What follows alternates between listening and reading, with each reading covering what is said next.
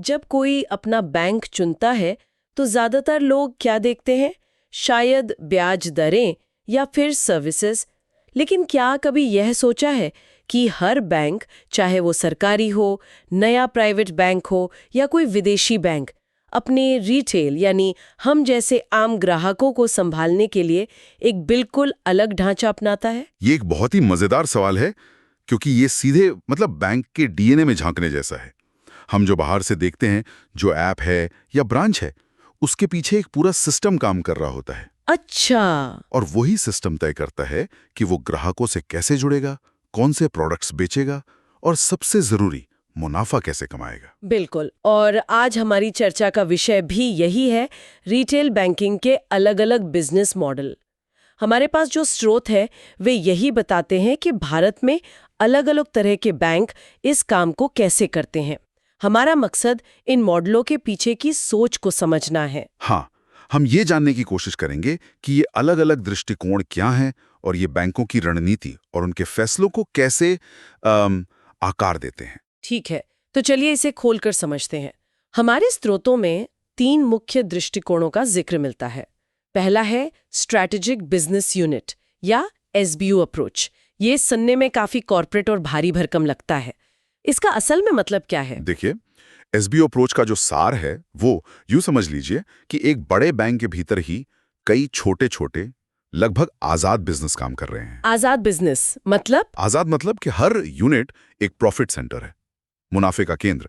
वो किसी खास प्रोडक्ट जैसे क्रेडिट कार्ड या किसी खास बाजार जैसे एनआरआई बैंकिंग पर ही पूरा ध्यान देता है। तो ये एक तरह से एक बड़े जहाज के अंदर कई छोटी तेज रफ्तार वाली नावें चलाने जैसा हुआ, जहां हर नाव का अपना कप्तान है और अपना एक लक्ष्य। बिल्कुल सही, हर नाव का अपना लक्ष्य है और वो है मुनाफा। और इस मॉडल को कौन अपनाता है? तो भारत में नई पीढ़ी के जितने भी प्राइवेट सेक्टर बैंक्स हैं और लगभग सभी विदेशी बैंक, वो इसी मॉडल पर चलते हैं। अच्छा, तो ये नए बैंक्स हैं।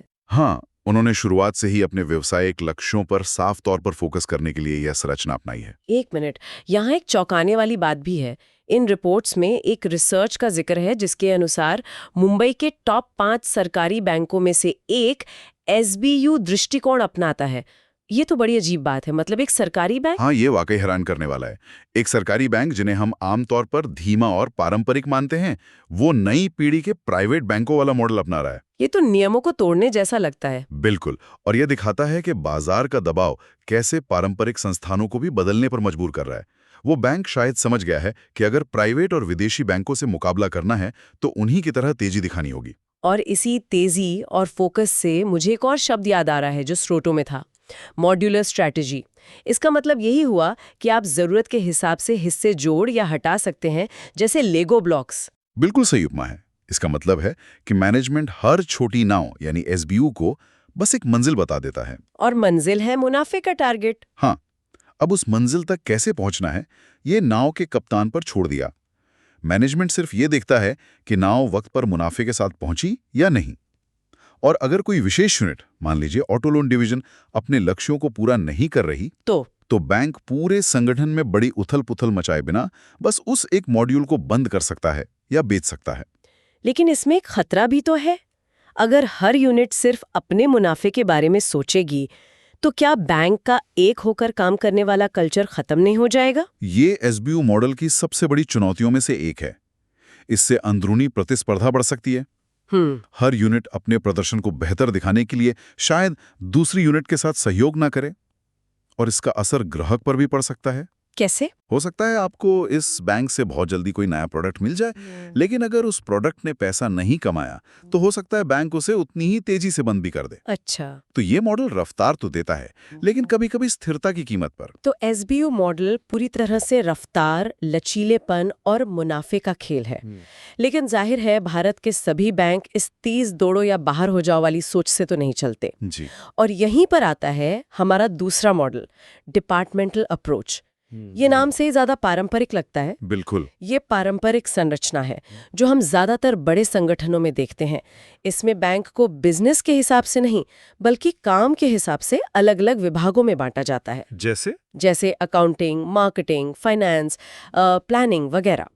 हर विभाग का अपना मैनेजर और ऊपर से नीचे तक कमांड की एक स्पष्ट चेन होती है। तो अगर एसबीओ मॉडल एक फूड कोर्ट जैसा है जहां हर स्टॉल अपने मुनाफे के लिए खुद जिम्मेदार है, तो डिपार्टमेंटल अप्रोच एक पारंपरिक रेस्टोरेंट की रसोई जैसा है जहां सब एक बड़े सिस्टम का हिस्सा है।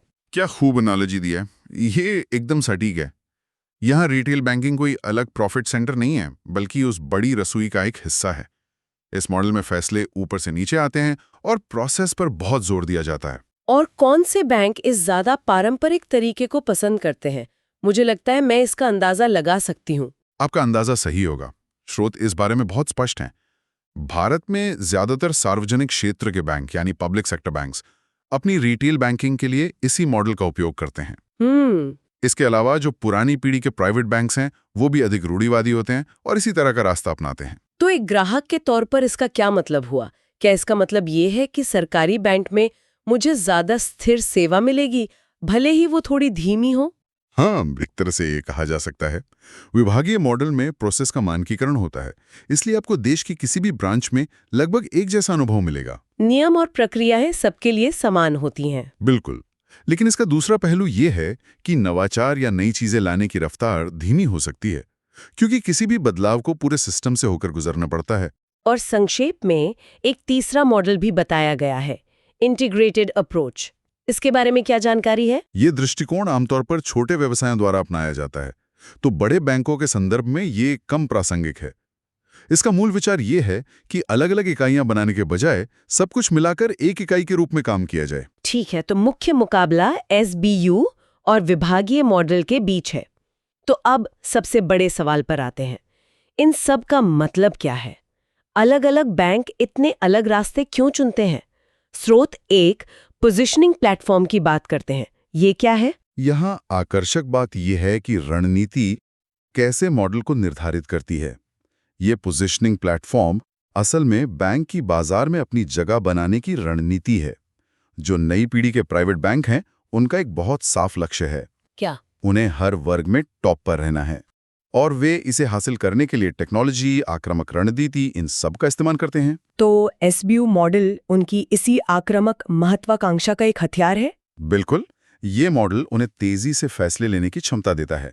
अगर उन्हें लगता है कि बाय नाउ पे लेटर का बाजार बढ़ रहा है, तो वे तुरंत एक एसबीयू बनाकर उसमें पैसा लगा सकते हैं। सही, उन्हें पूरे बैंक की अनुमति का इंतजार नहीं करना पड़ता। लेकिन विदेशी बैंकों के बारे में क्या? स्रोत बताते हैं कि वे थोड़े अलग हैं। वे भारत में नंबर 1 बनने की होड़ में तो नहीं है, फिर भी एसबीयू मॉडल ही अपनाते हैं। क्यों? ये एक बहुत ही महत्वपूर्ण बात है। विदेशी बैंक पोजिशनिंग के लिए नहीं, बल्कि विशुद्ध रूप से व्यावसायिक उद्देश्यों से काम करते हैं। उनके लिए 3 चीजें सबसे ज्यादा मायने रखती हैं: ग्राहक, व्यापार और मुनाफे के लक्ष्य। वे जरूरी नहीं कि भारत में सबसे बड़ा बैंक बनना चाहें, बल्कि अपने चुने हुए क्षेत्रों में सबसे अधिक लाभदायक बनना चाहते हैं। तो उनका मंत्रा है सबसे बड़ा नहीं, सबसे मुनाफे वाला बनो। एकदम सही। और यही बात उन्हें एसबीयू मॉडल के मॉड्यूलर स्वभाव से जोड़ती है। वे किसी बिजनेस पर दांव लगाते हैं और अगर वो लाभदायक नहीं है तो वो उस रिटेल सेगमेंट से बाहर निकलने में कोई संकोच नहीं करते। स्रोतों में इस बाहर निकलने की रणनीति के कुछ बहुत विशिष्ट उदाहरण दिए गए हैं। हाँ, और वे बहुत सशक्त उदाहरण हैं। बीएनपी पारिबा का उदाहरण क्लासिक है।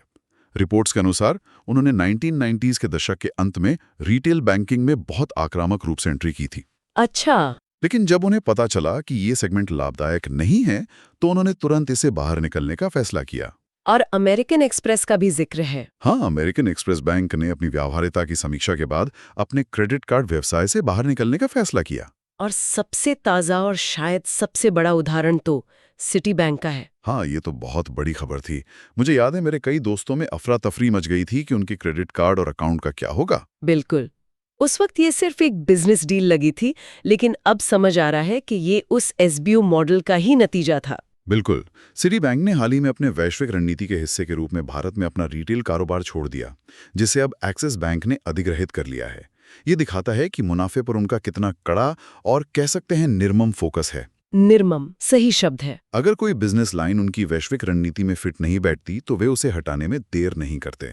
एसबीयू मॉडल उन्हें ये करने की आज़ादी देता है। तो संक्षेप में रिटेल बैंकिंग के लिए कोई एक मॉडल सभी पर लागू नहीं होता। एक बैंक अपने आम ग्राहकों के लिए किस तरह संरचित है, चाहे एक केंद्रित एसबीयू के रूप में हो या एक सामान्य विभाग के रूप में, यह हमें उसके मूल दर्शन के बारे में बहुत कुछ बताता है। बिल्कुल। ये बैंक की प्राथमिकताओं को उजागर करता है। क्या उसका ध्यान आक्रामक विकास और मुनाफे पर है, जैसा कि नए प्राइवेट और विदेशी बैंकों का है, जो एसबीयू मॉडल अपनाते हैं? हाँ, या ये सार्वजनिक क्षेत्र के बैंकों की तरह एक अधिक पारंपरिक कार्य आधारित दृष्टिकोण है, जहां स्थिरता और प्रक्रिया को प्राथमिकता दी जाती है। मॉडल बैंक की रणनीति का आईना होता है। एकदम। और यदि हम इसे बड़ी तस्वीर से जोड़ें तो मॉडल की इस पसंद का असर तो हर चीज पे पड़ता होगा, प्रोडक्ट इनोवेशन से लेकर ग्राहक सेवा की गति तक। निश्चित रूप से एक एसबीयू मॉडल शायद नए प्रोडक्ट्स को तेजी से बाजार में ला सकता है।